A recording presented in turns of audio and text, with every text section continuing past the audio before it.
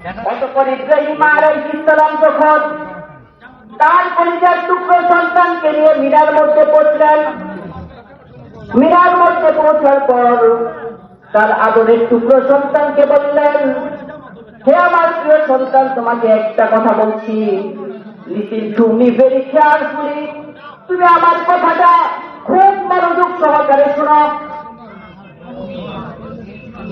قال يا بني إني أرى في المنام ইব্রাহিম আলাইহিস সালাম তার কলিজার টুকরো সন্তানকে বলল, হে আমার কলিজার টুকরো সন্তান, প্রিয় বৎস, আমি তো স্বপ্নের মধ্যে দেখেছি, ইন্নী আস্তাহুক, আমি তোমাকে জবাই করছি, আমি তোমাকে জবাই করছি, আমি স্বপ্নে দেখেছি।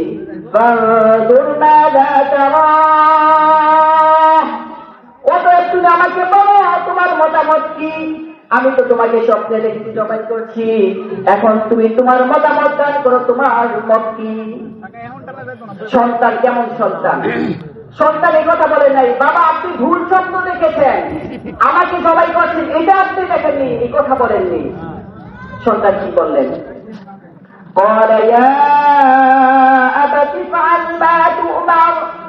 সন্তান বলল, বাবা আপনি যা দেখেছেন তা বাস্তবায়ন করার জন্য মতামত নেওয়ার কোন প্রয়োজন নেই, আপনি যা দেখেছেন সঠিক স্বপ্ন দেখেছেন, অতএব যেহেতু আপনি সঠিক স্বপ্ন দেখেছেন আপনি তা এখনই বাস্তবায়ন করুন, আল্লাহ আপনাকে যে আদেশ করেছে সেই আদেশ এখনই আপনি বাস্তবায়ন করুন। সুবহানাল্লাহ। সাতাজিদুনি ইনশাআল্লাহু মিনাস সাবিরিন।